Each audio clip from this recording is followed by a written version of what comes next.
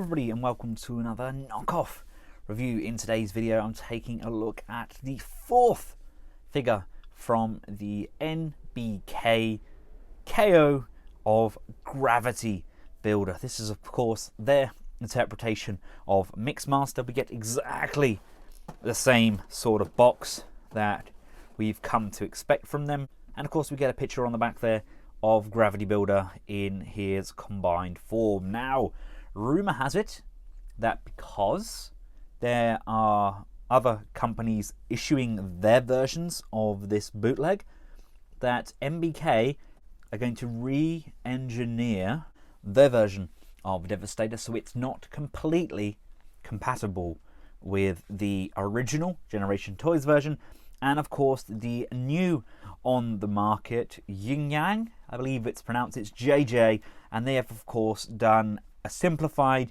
orangey yellow version as well, but I'll get to that later in the review. And here we have him out of his plastic prison. There's one big noticeable difference.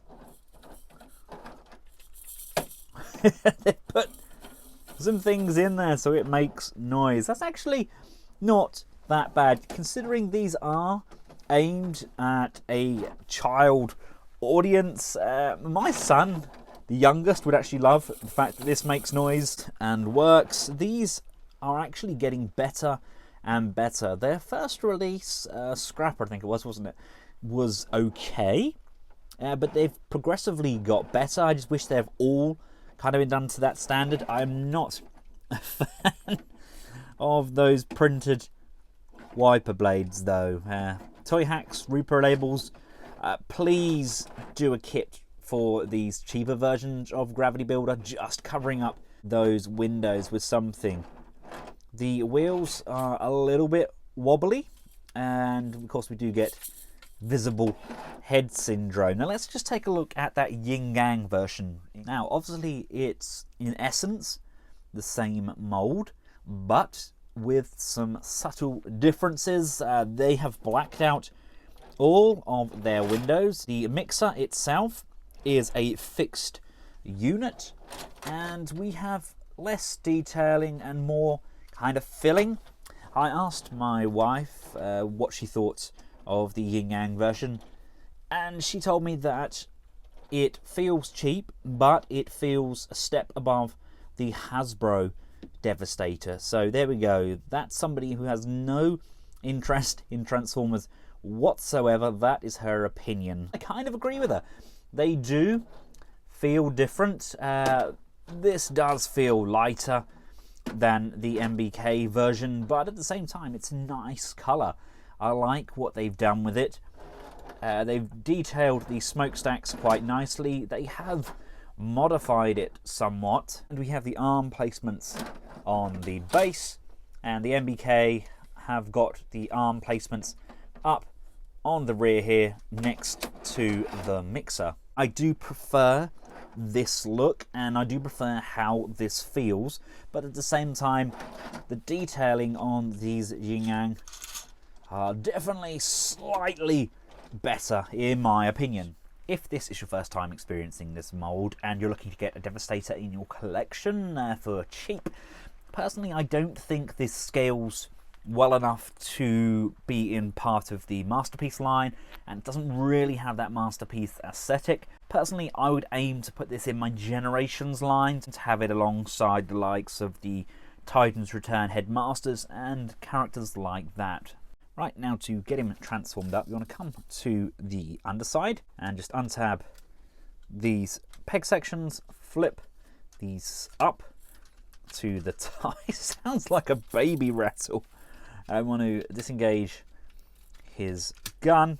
These then split apart like so. This comes up, the foot panel comes up, and there's this small tab section that comes down and covers that off. There's a heel spur section. You can then untab the front bumpers and rotate these feet out and around. You can then untab this from the side of the mixer, and then we can bring the arms out, rotate them around and open this, flip out the fist.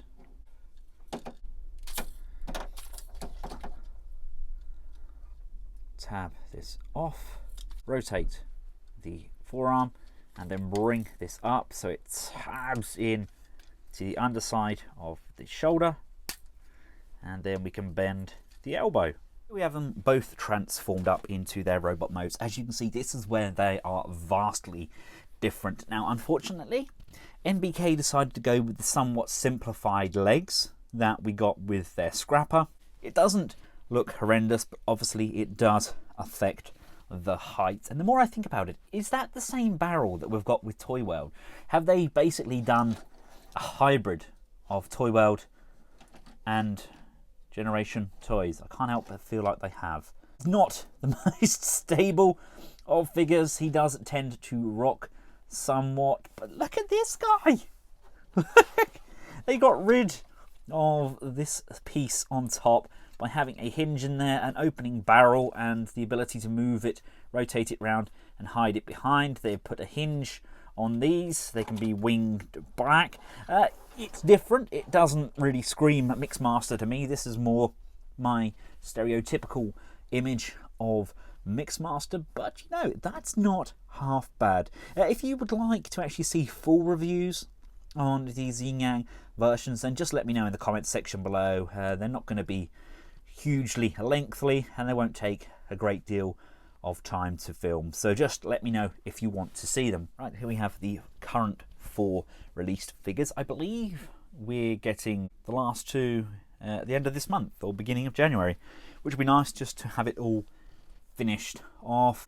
Then I've got to get their G2 versions, and then the crystal versions, and then I've got to get the rest of the Ying Yang versions, or Ying Yang, however it's pronounced. But these are quite funky little figures, especially for the price. The engineering has already been done.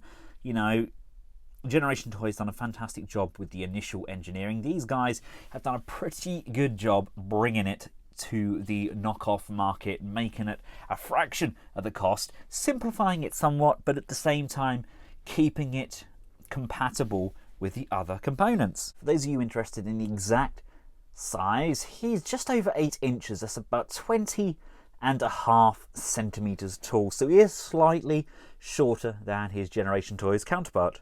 Now let's take a look at his articulation. The head, albeit getting access to the head is a little bit difficult, where it can look left and look right, it can go up and down. Got this translucent orange again, which they've used throughout all of the figures, so I can't really complain. They have kept it very in keeping. No idea how I'm going to get this off. These seem to be incredibly difficult to remove. You just have to get a sticker, which unfortunately is the correct size. Still sounds like a baby's rattle. We have friction joints, friction joints, friction joints. Another one. We do get rotation on the wrists. We get the ability to woo, boogie. There's no forwards and backwards motion. Legs can come forwards, legs can come back, legs can come out to the side. Feet can go up and down a little bit and kind of twizzle. You can't really win with these legs. Ideally, you could extend it up like this and then kind of have it there. That's probably a better height for him. But at the same time, you're then left with a very open, exposed leg, which unfortunately is a bit of a shame. Due to the limitations of these simplified legs, his balance is a bit more trial and error. And I stand by my statement that these are definitely more generation scale as opposed to masterpiece scale. Right, now some of you may wish to keep these in robot mode. Personally, I am going to change mine back, get him into limb mode, ready to have multiple universes of Devastators. I'm not sure if in some of the versions of this figure that this mix barrel can be removed, or it comes detached as standard, because mine came attached, but in the instructions it tells you how to actually attach it onto him. It kind of slides in. I don't know how they do that. I cannot get mine off for the life of me. But apparently, apparently it comes detached. This new design on the arms is nice, but getting access to them now is a little bit more difficult than what we originally had.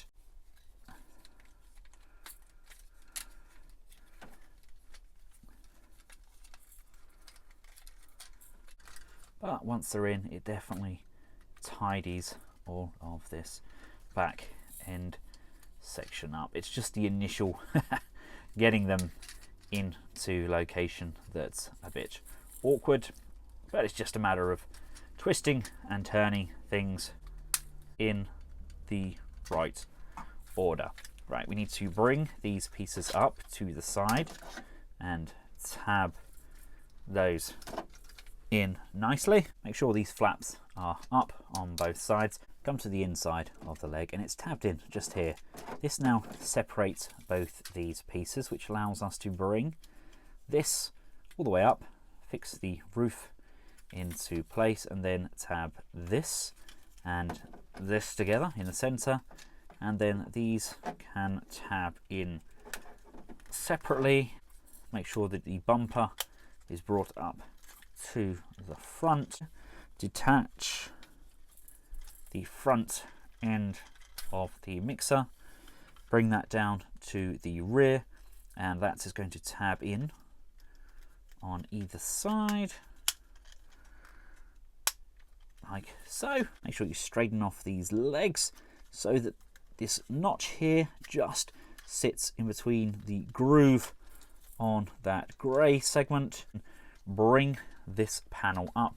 Mine is exceptionally tight, so I like to just bring in my screwdriver friend and just lift this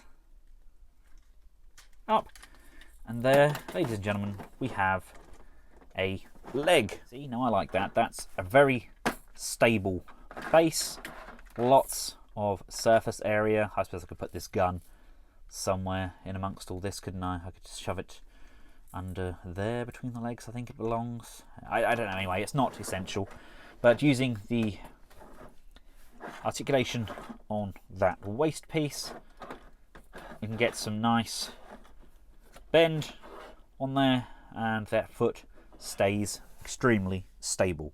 So this is what we have so far. We have 4 limbs, and NBK are yet to release either of the torso pieces.